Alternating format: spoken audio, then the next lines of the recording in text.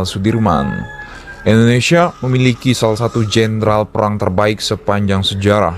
Ia adalah Jenderal Sudirman yang bahkan Presiden Soekarno pun sangat menghormatinya. Bahkan Jenderal Sudirman dijadikan tangan kanannya dalam berjuang menyelamatkan negeri ini dari Belanda yang ingin kembali menjajah dibantu dengan para sekutu jancoknya. Jenderal Sudirman berjuang mati-matian untuk membuat Indonesia terus merdeka dan diakui dunia internasional. Jenderal Sudirman sendiri pernah menjadi anggota PETA yang merupakan tentara bentukan Jepang. Ia ditunjuk sebagai komandan dan bertugas merekrut banyak anak muda di daerahnya untuk bergabung dengan PETA. Jepang melatih Sudirman bersama dengan anak pribumi lainnya dengan harapan mampu berperang dan menghalau tentara sekutu yang mulai gencar memburu Jepang di mana saja mereka berada. Nah, pergolakan tentara peta yang ada di berbagai daerah membuat bawahan Jenderal Sudirman ikut memberontak. Bahkan mereka sempat saling membunuh satu orang Jepang. Mengetahui hal itu, Jenderal Sudirman mengusahakan agar anak buahnya tidak dibunuh sebagai syarat pemberontakan akan dihentikan. Jepang pun menyetujui hal itu, meski akhirnya mereka dikirim ke kamp konsentrasi dan dipekerjakan secara kasar. Setelah diasingkan ke kamp konsentrasi, Jenderal Sudirman dan anak buahnya kabur ke Jakarta. Mereka tahu Hiroshima dan Nagasaki telah dibom dan kemerdekaan Indonesia bisa didapatkan saat itu juga. Ia menemui Soekarno dan disuruh untuk menjabar sebagai anggota Badan Keamanan Rakyat Cabang Banyumas. Dari sini perjuangan Jenderal Sudirman terus berlanjut, bahkan membuatnya menjadi orang paling dipercaya di Indonesia oleh Soekarno. Wah. Karir kemiliteran dari Jenderal Sudirman menanjak dengan drastis. Bahkan ia disejajarkan dengan para petinggi militer yang lebih senior darinya.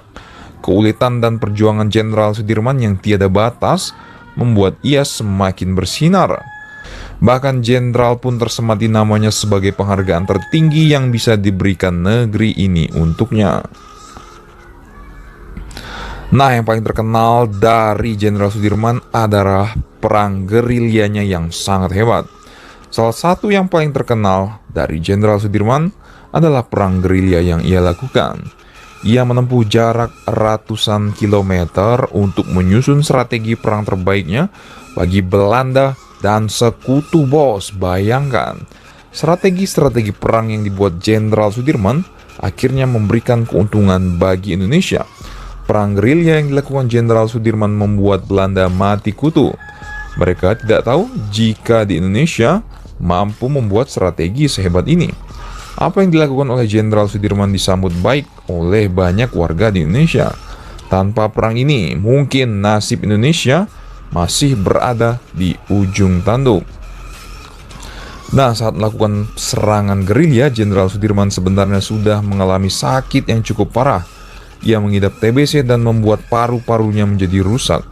Mengetahui hal ini, ia tetap berjuang demi membuat negeri ini diakui dunia. Perjuangan yang dilakukan olehnya akhirnya membuahkan hasil.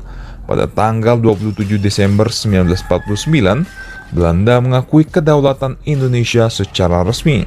Sebulan berselang setelah Indonesia resmi diakui kedaulatannya, sang jenderal yang sangat hebat ini akhirnya meninggal dunia. Penyakit parah yang menimpa dirinya ternyata mengambil nyawanya dengan cepat. Bahkan ia pun belum sempat menikmati negeri yang telah ia bela mati-matian hingga akhirnya diakui dunia internasional. Bagaimana menurut kalian tentang sejarah Jenderal Sudirman ini? Silakan share dan komentar kalian di bawah.